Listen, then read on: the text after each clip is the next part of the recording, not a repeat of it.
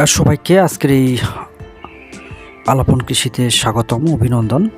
আমার মতো যাদের 50টা থেকে 80টা দেশি মুরগির খামার শুরু করছেন এবং যাদের বাসায় দেশি মুরগি আছে 100টা 150টা বা অনেকেরই হচ্ছে 10-20টা আছে নিজেদের খাওয়ার জন্য, আত্মীয় স্বজনকে দেওয়ার জন্য, আবার অনেকেই আধা বাণিজ্যিকভাবে নিজেই খান এবং সেগুলো বিক্রি করেন।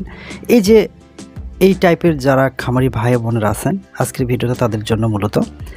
এই গরমের সময় আপনার এই দেশি মুরগিকে কিভাবে আপনি যত্ন করবেন, কি খাবার দিবেন, পানি কেমন হবে, বাড়তি কোনো খাবারের কোনো প্রয়োজন আছে কিনা, ভিটামিন মিনারেল বা ভ্যাকসিন এই সময় দেওয়া যাবে কিনা, সব কিছু মিলেই আপনাদের কাছে আজকের এই ভিডিওর মাধ্যমে শেয়ার করব।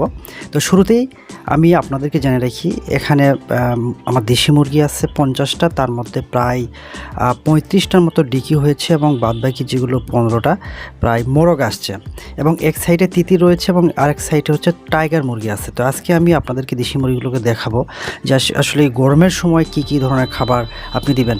শুরুতেই আপনাদেরকে জানিয়ে রাখি যে আজকে গরমের সময় বিভিন্ন বাজারে এখন পেঁপে বাজারে পাওয়া যাচ্ছে। তো বিশেষ করে গ্রামে যদি আপনি যান তো অনেক পচা পেঁপেগুলো আপনারা পেতে পারেন, বা অনেক জায়গায় দেখা গেছে যে হয়তো বা পচে গেছে, দাম কম, এরকম টাইপের যে পেঁপেগুলো আছে সেই পেঁপেগুলোকে আপনারা সংগ্রহ করতে পারেন। পেঁপেতে ব্যাপক পরিমাণে ভিটামিন সি, এ রয়েছে।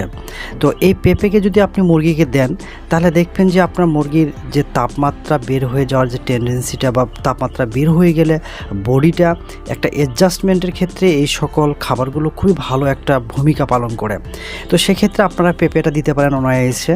এতে করে আপনার মুরগিটা যেমন একদিক থেকে ভিটামিন মিনারেলের একটা ঘাটতি থেকে রেহাই পাবে, তেমনি একদিক থেকে কিন্তু শরীরটা পরিবেশের সাথে খুব দ্রুত অ্যাডজাস্টমেন্ট করতে পারবে। তো পেঁপে দিবেন।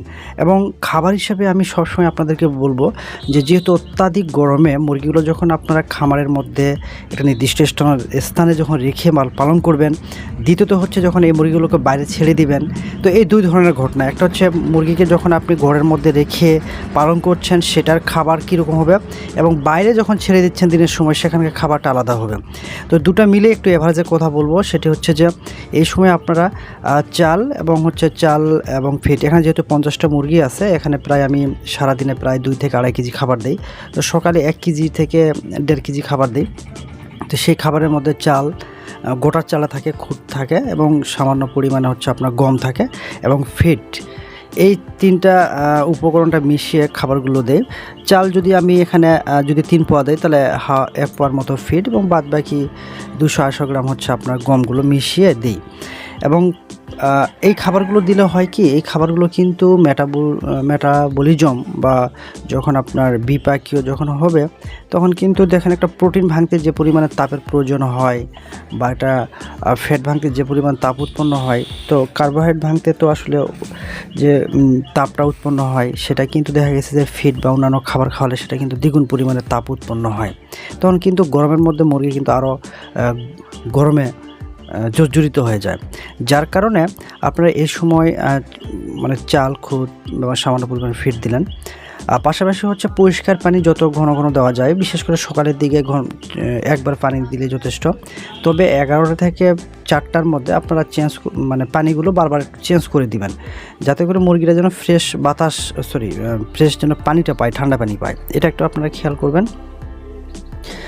আর এই পানির সাথে অবশ্যই আপনারা হচ্ছে ইলেকট্রোলাইট বা হচ্ছে আপনার যে স্লাইনগুলো রয়েছে বা আরও বিটেইন টাইপের যে এগুলো রয়েছে, মেডিসিনগুলো রয়েছে, সেগুলো আপনারা দিতে পারেন। তবে আপনারা যদি লোকাল যদি প্রোডাক্টের হিসাব করেন তাহলে অবশ্যই গুড়ের পানি দিতে পারেন। গুড় বলতে এখানে লালা গুড়, বা অনেকে লালা গুড়ের কথা বলে, লালি গুড় যাকে বলা হয়, এই লালি গুড়টা আপনি দিতে পারেন, অথবা দানাদার গুড়টা দিলেও সমস্যা নেই। তার সাথে হচ্ছে লেবুর রস, তারপর হচ্ছে ভিটামিন সি। যেহেতু পেঁপে দিচ্ছেন, এটা লেবু দেওয়ার দরকার হবে না, তবে পানিতে আপনারা এগুলো দিতে পারেন লোকাল প্রোডাক্ট হিসাবে।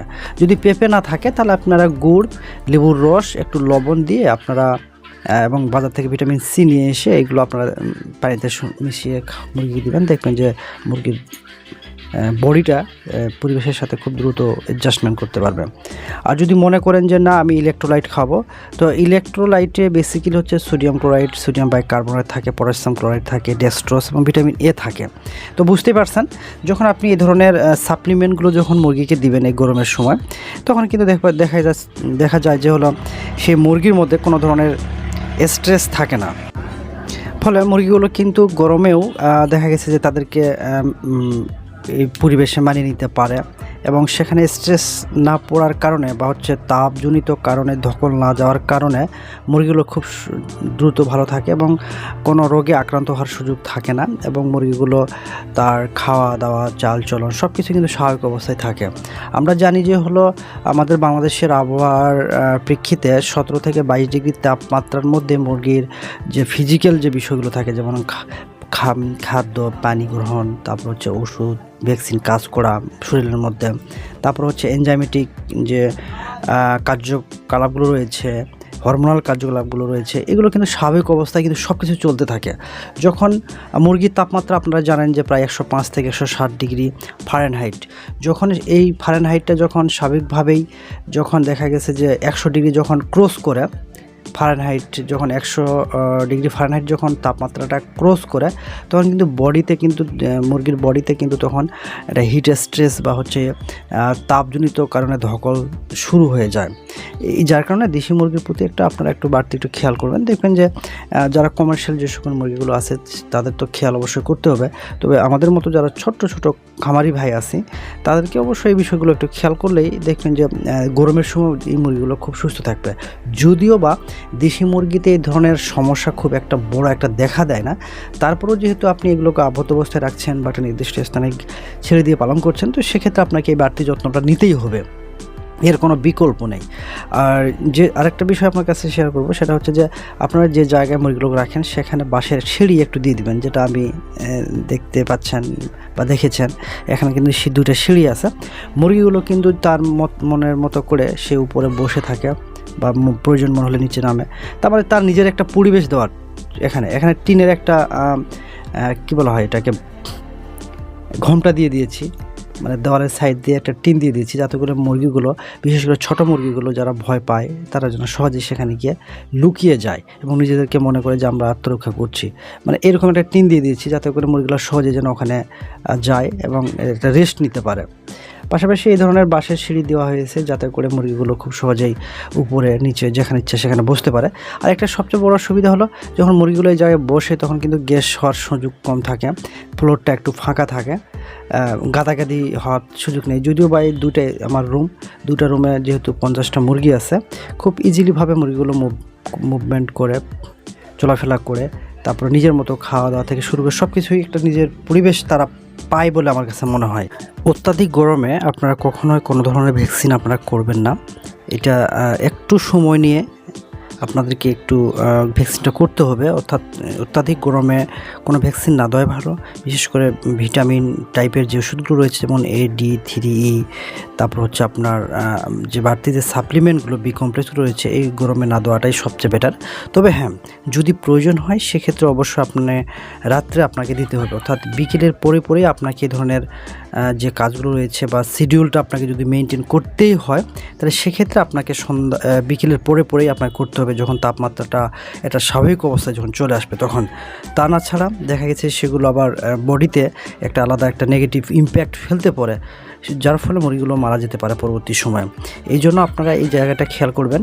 তবে আমি আপনাদেরকে সাজেস্ট করব গরমের মধ্যে সবসময় বারবার ঠান্ডা পানি দিয়ে ইলেকট্রোলাইট বা হচ্ছে গ্লুকোজ টাইপের বা স্যালাইন বা এইরকম টাইপের যেগুলো মেডিসিনগুলো আছে সেগুলোকে বেশি ব্যবহার করবেন, যাতে কোনো মুরগিতে কোনো ধরনের যেন আপনার পানির শূন্যতা যেন না হয় বা তাপমাত্রার যে বাড়তি হওয়ার কারণে যে হিট স্ট্রেস পরবর্তীতে স্ট্রোক করে এটা যেন না হয়, সেই জায়গাগুলো খেয়াল রেখেই আপনাকে এই ধরনের ওষুধগুলো ব্যবহার করতে হবে।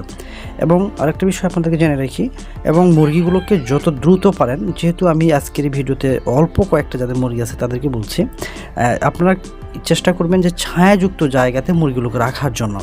যদি ছায়াযুক্ত যদি না থাকে তাহলে সেটা ব্যবস্থা করার দায়িত্ব আপনাকে, এবং আপনি কিভাবে তাদেরকে ছায়া দিবেন সেটা আপনার উপর, আপনার আপনার সিস্টেমের উপর এটা নির্ভর করবে। তো সব কিছু মিলেই এরকম একটা পরিবেশ যদি আপনি দাঁড় করাতে পারেন, আশা করি কোনো ধরনের সমস্যা হওয়ার সুযোগ থাকবে না। যে আপনারা যদি মনে করেন যে আপনার আশেপাশে এই ধরনের যদি কোনো সোর্স থাকে, বিশেষ করে খাবারের ক্ষেত্রে, অবশ্যই পেঁপেটা দিতে ভুলবেন না। এই পেঁপে দিয়ে আপনারা যদি মুরগিকে খাওয়াতে পারেন, তাহলে সব দিক থেকে আপনি বেনিফিট হতে পারেন। তো আশা করি আপনাদের এই ভিডিওটা আপনাদের কাজে দিবে, একটা আইডিয়া আপনারা পেতে পারেন। আর পরিশেষে আপনারা ভালো থাকুন, সুস্থ থাকুন। আপনাদের সাথে এভাবে দেখা হবে মাঝে মাঝে।